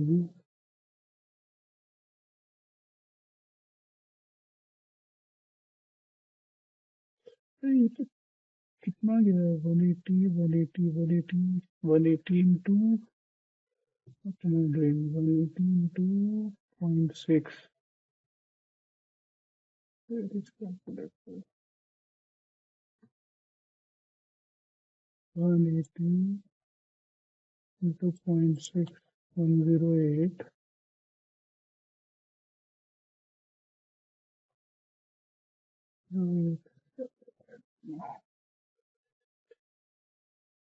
We ran run around the track and progress. The radius of the track is 77 and the speeds of Prakash and Pramod are 22 and 11.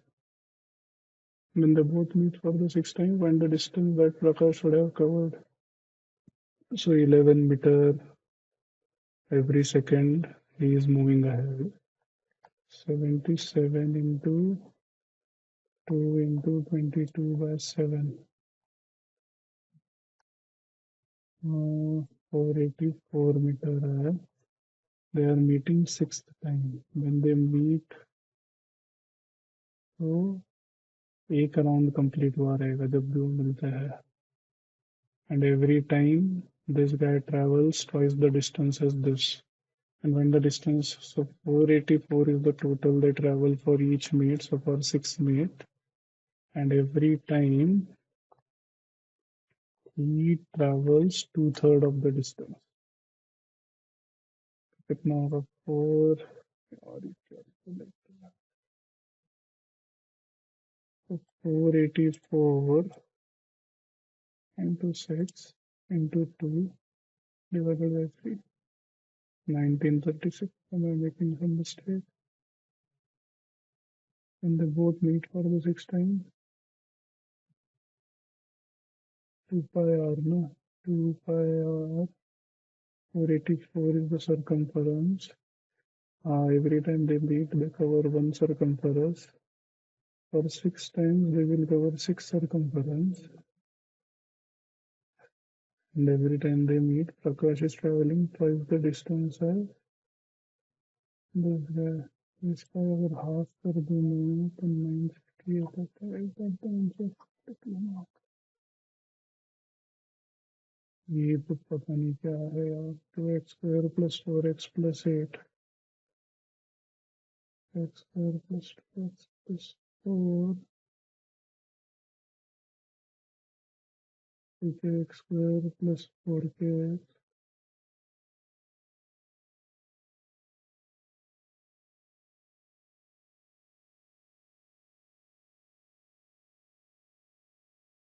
Value of 240k है. इतना टाइम बाकी है 6 minutes. ये क्या है 1 kilometer east, 2 north, 3 west, 4 south, then 5, 6, 7, 8. इस point से वो घूमता रहा.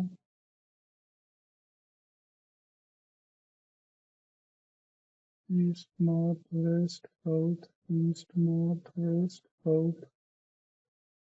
If he has traveled a total of 300 kilometers, how far is he from us? तो ये राइट में कितना जा रहा है हमेशा? अगर इधर 1 गया तो इधर फिर 3 गया, फिर इधर 5 गया तो इधर 7 गया। तो ये 1 -3 +5 -7 का वाला टोटल ऑफ 300 किलोमीटर। 300 किलोमीटर मतलब n into n plus 1 divided by 2 is 300। 600 100 का है 24 into 25 है ना, तो उसने 24 टाइम्स ये किया है। We did the 6 rounds of it every time for various. He done here, then he came here, then one, so such 6 rounds. How far is he from S? तो ये कितना जा रहा है? How much is he going? So 1 2 3 4, तो ये कितना गया? 2 गया। फिर ये कितना हो गया? 5 6 7, ये another 2, और हाइट में भी 2। सो कितना हो गया? 6 टाइम्स तो 12 12 हो गया ना, तो 12 with 2। 4 minutes left। I could have done much better यार। ये क्या क्वेश्चन है यार? not able to solve this।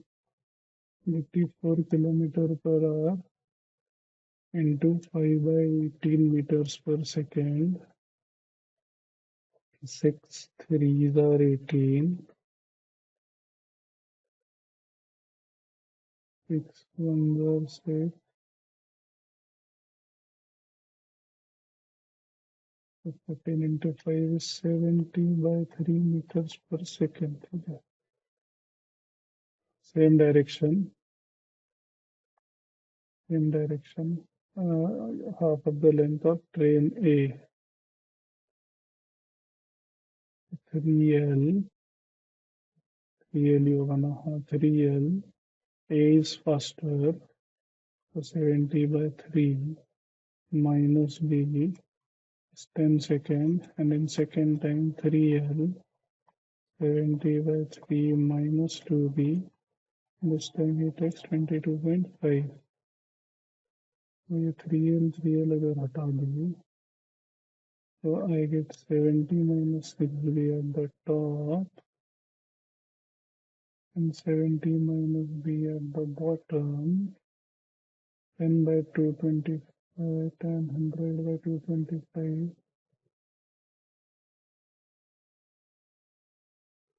is 4 by 9. 4 by 9.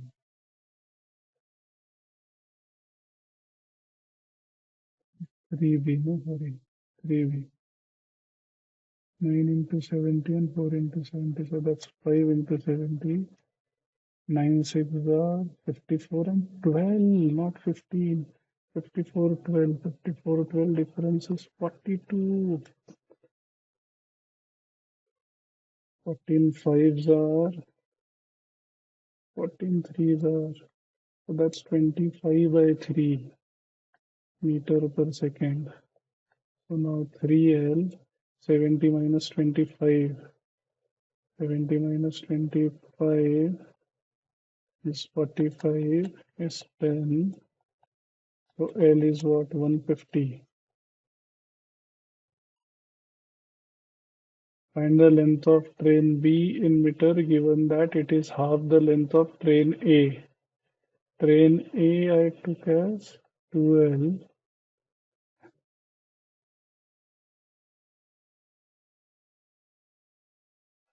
कितना हो गया? 150 हो गया ना? I could have done much better, but yeah. Typically, if you would have seen my earlier videos, I'm writing this mock almost after a year. Find the least possible value. Should I just mark something? Yeah, leave it. I guess this is it, guys. Uh, I could have done much better compared to my previous standard. But anyway, uh, I guess whatever is the attempt is the attempt now. So I have a answer key. We'll just quickly check the score and I'll input all my answers there. Okay, guys. So here I have a key for the mock that I just wrote. So we will just uh, insert my answers here. Try and see how much do I fare.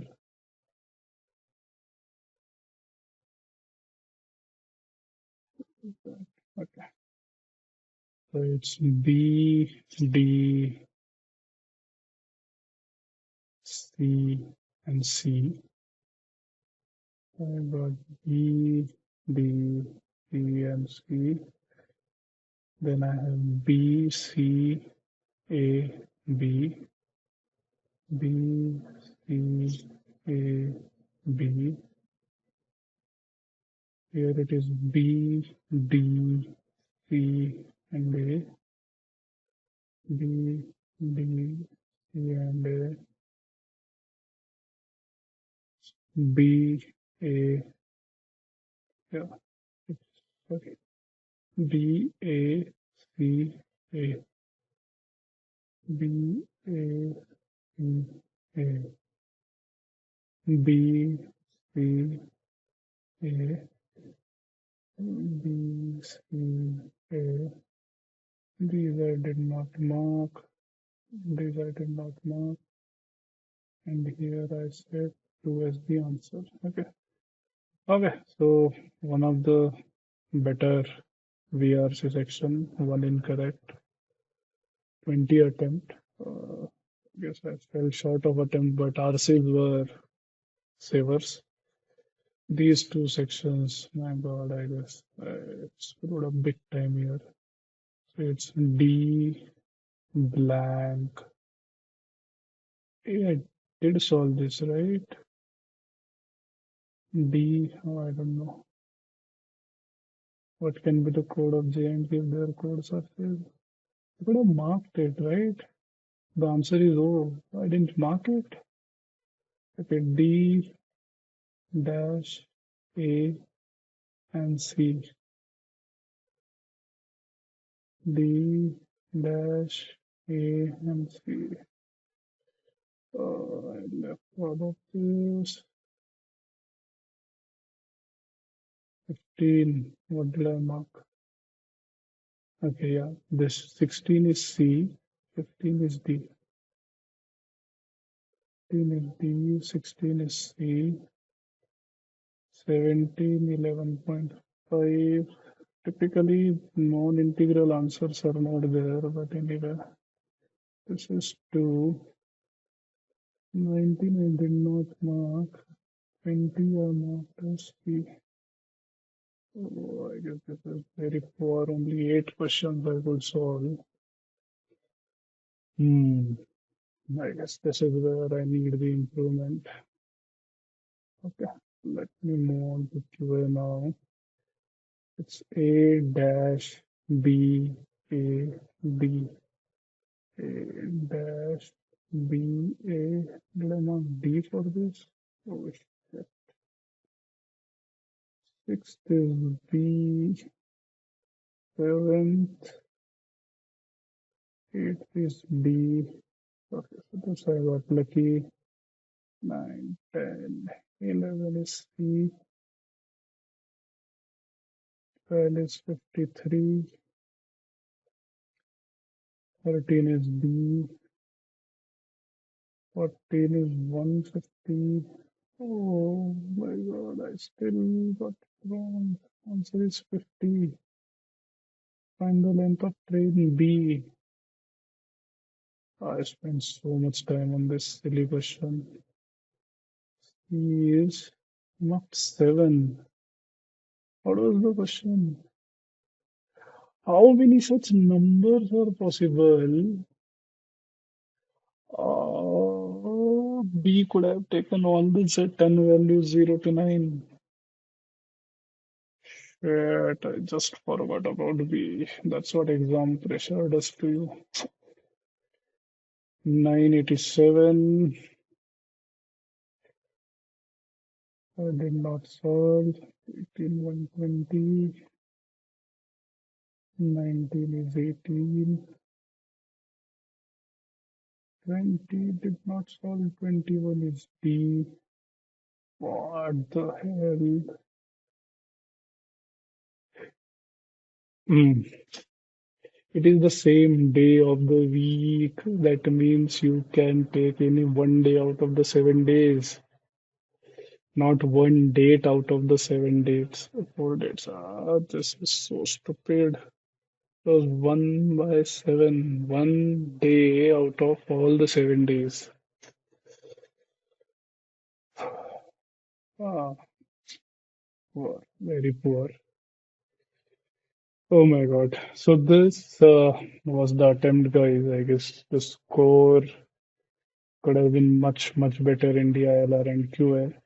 So from last year's perspective, 107 would definitely fetch me 99 point percentile plus. That's fine. And I guess sectionals would also get clear. But yeah, I'm not really satisfied with the attempt. Could have done much better. So yeah, that's it, guys. This is for this video. See you in the next video. Thank you so much.